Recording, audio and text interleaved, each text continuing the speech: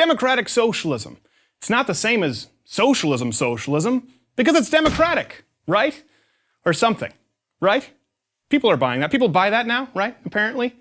As though adding the word democratic in front of a word changes what it means. Just because we toss something to a vote doesn't change what that something is, nor does it alter whether that something is inherently good or bad.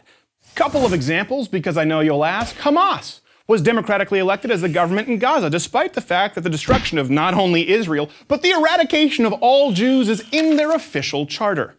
Robert Mugabe, or Bobby Mugabe if you prefer, was democratically elected by a loving majority in Zimbabwe. Zimbabwe, how's that working out? Venezuela? Well, Hugo Chavez, noted personal favorite and friend of Sean Penn, to whom he constantly pointed as being unfairly characterized as a dictator when in fact he was democratically elected as a socialist. Well, how'd that work out for Venezuela? Well, it's now on the brink of collapse, despite it being one of the most resource-rich nations in the entire world. Basic things like eggs, milk, flour, and toilet paper are either too expensive for the average Venezuelan or simply out of stock. Out of stock, mind you, democratically. I know. Some of you will say, well, that's not fair because really we knew all along it technically was a dictatorship. Okay, that's fair. Let's move on to example number 2. Denmark? Okay, here's the time where you point to an entirely homogeneous population, about 1/60th the size of America's, and you point to that as the blueprint. Okay, let's go there. This is a place where the middle class can't even afford a car because of the 180% new car tax. And the Prime Minister was so fed up with Americans pointing to it as a beacon for socialist success that he felt compelled to clarify, I would like to make one thing clear. Denmark is far from a socialist planned economy. Denmark is a market economy. Sweden? I love Sweden.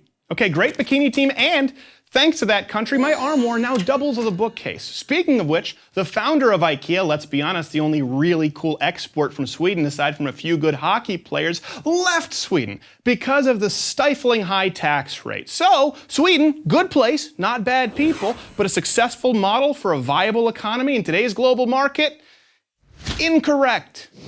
The fact is that over time, the greatest enemy of socialism is reality. The reality that human nature will invariably pull certain people toward individualism and success, and others toward laziness and collectivism. The tension between the makers and the takers always leads to socialism's inevitable collapse.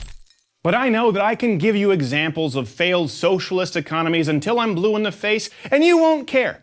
Because at least socialism is inherently more morally altruistic than the evil, greedy, capitalist warmongering seen in the West. Greed? What's more greedy than wanting to take from someone else something that you haven't earned?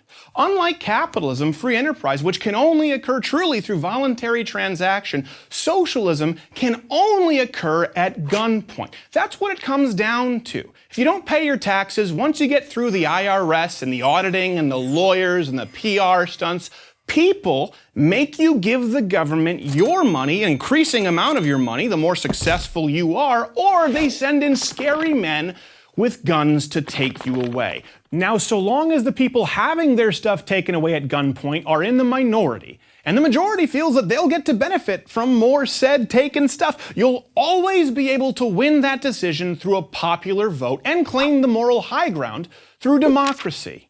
Putting the word democratic in front of your socialism doesn't make it any inherently more moral nor less violent.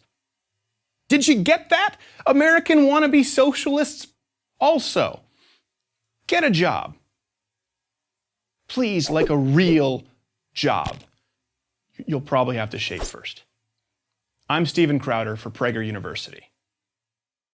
To subscribe to our YouTube channel, click here. To help keep our videos free, donate here.